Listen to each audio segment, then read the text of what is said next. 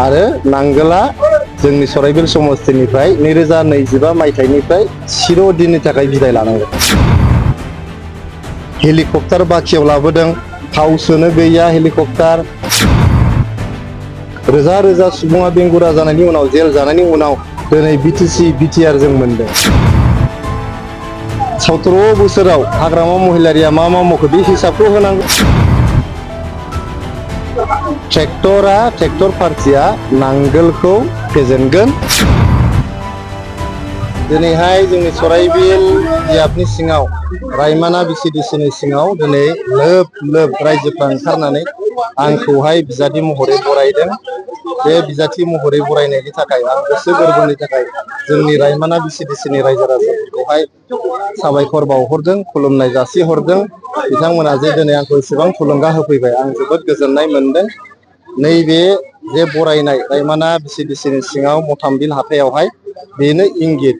आङो नोंथांमोनखौ बुंनो लुबैयो जे मुलाया देरो बे बिलाइ गांनैयावनो सिनायो। दा जिहेथु बिलाइ गांनैखौ नोंथांमोना दिनै रायमाना बिसिडिसिनि सिङाव नुफैबाय।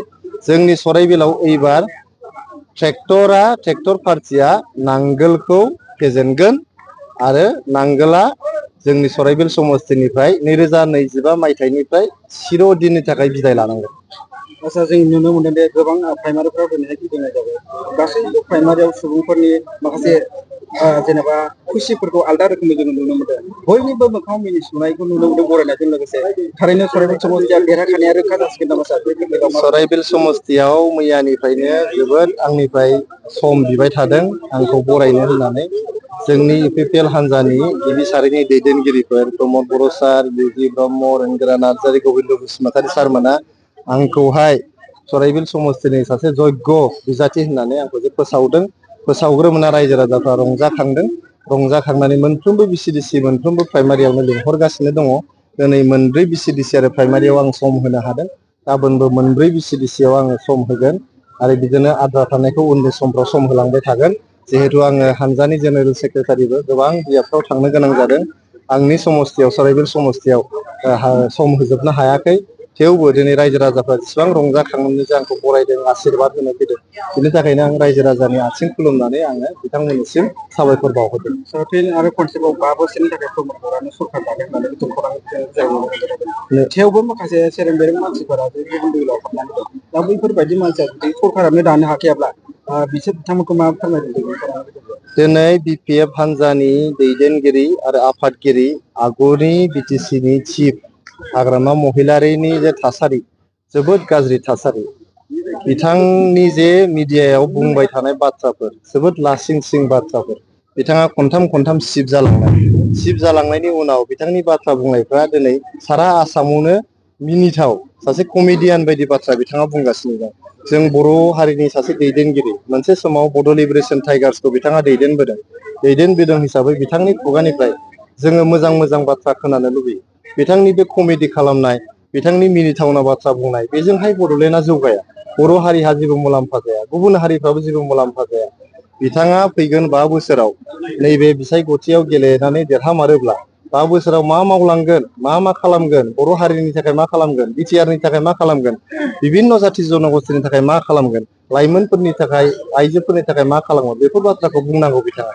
बेखौ बुङाबालानो बिथाङा हेलिकप्टार बाखियाव लाबोदों, थाव सोनो गैया हेलिकप्टार आरो माबा माबि होननानै जे कमेडि खालामबाय थादों। कमेडि खालामनानै बिसायख'थि बिथाङा देरहानो हानाय नङा। बिसायख'थिया जोबोद सिरियास बाथ्रा। बिसायख'थिजों जोंनि इयुन दालांनांगौनि बाथ्रा, जोंनि इयुन जोलैनि सिमांखौ मोगथां खालामनांगौनि बाथ्रा दङ जोंहा।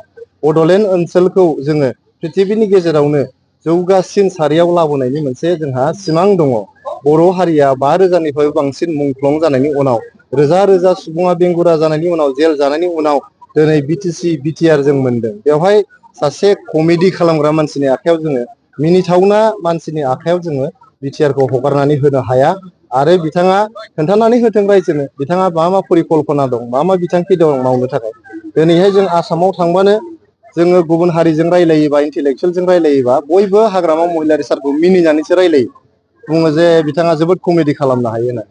दा जोङो बे कमेडि खालामनायजों जोङो माखासे जेरै बार बारोबा हाद्रि बिरफानाय, खान्थाल बिलाइफ्रा बिरफानाय, साल बिलाइफ्रा बिरफानाय बायदि माखासे बिरफाग्रा मानसिफोर दङ। दा बिथांमोनखौबो आङो सिरियास जानो खावलायदों। जोङो जिहेतु दिनै बिटिआर इलेक्सना फैथारगौ, बे बिसायख'थिया फैगौ समाव 17 बोसोराव हाग्रामा महिलारिया मा मावखो बे हिसाबखौ होनांगौ। जोङो 5 बोसोराव मा मावखो बे हिसाबखौ अलरेडि रायजोनि गेजेराव होबाय। जोङो बड'फा सुपार 50 मिशन खालामबाय। जों 3,50,000निबो बांसिन न'खरफोरनो हा राननानै होबाय। जोङो आलारि सोरांनि गेजेरजों मन्दिर गिर्जाफोराव जोङो 2 लाख रां होबाय। जों अनसाय बिथांखिनि गेजेरजों मोनफ्रोमबो समस्थियाव बोसोरसेयाव 200 आइजो फालांगिफोरनो 5,000 खरि होबाय। जोङो गियान सोरां बिथांखिनि गेजेरजों मोनफ्रोमबो समस्थियाव 200 फरायसा फरायसुलिफोरनो, गरिब न'खरनि फरायसुला फरायसुलिफोरनो जों 5,000 रां, माइनाव सोरां बिथांखिनि गेजेरजों सेल्फ हेल्प ग्रुपनो 75,000नि 25,000 किस्तिखौ जों होबाय। जोङो हिसाब होनो हायो जों मा मावखो। दा बिथाङा 17 बोसोराव मा मावदों बे हिसाबखौ हो। बे हिसाबखौ होआबालायनो ओरैबा ओरै माने नास्राय बायदि बेलेन्टलाबायनानै बिथाङा कमेडि खालामनानै रायजो राजानि स्क्रुटिनिफ्राय बारग'नो हाया। रायजो राजानि बिजिरनायनिफ्राय बिथाङा बारग'नो हाया। बिथांनि समावनो हायेस्ट मानसि थैदों जोंनि बिटिसि आवहाय। बिथांनि समावनो हायेस्ट जाथि जनगोष्ठीनि गेजेराव दाङाबाजि जादों। मानसिफ्रा रिलिफ केम्पआव थांनानै थानो गोनां जादों। आर्मिफोरजों हमनानै लांजानो गोनां जादों। आर्मिजों गावथारहैजानो गोनां जादों। पुलिसजों गावथारहैनो गोनां जादों। बेखायनो दिनै हाग्रामानि मुं खोनाबानो मानसिफ्रा गिखाङो। हाग्रामानि मुं खोनाबानो बुथारलायनाय, न' सावलायनाय, आर्मि केम्प, CRP केम्प, उग्रपन्थी संगठनफोरनि केम्प बेखौ गोसोखाङो। प्रमद बर'नि नाम खोनाबानो गोजोन, सान्थि, जौगानाय, मिनिनाय, अनलायनाय, बिदा फंबाय सानलायनाय, हारि माहारिनि गेजेराव गोरोबलायनानै रायजो जानायनि मोनसे सावगारि बेरखाङो। बेखायनो 2025 इलेक्सना डान डिल। 2025निफ्राय 2030 मायथाइसिम प्रमद बर' सारानो फिन खनसेबाव बिटिआरनि चिफ जानो थांगासिनो दङ आरो जों सराइबिल बिजाबनिफ्राय गोबां बिबांनि भट लानानै देरहानानै प्रमद बर' सारनि सरकाराव सामिल जानो थाखाय जों थियारि जानानै दं।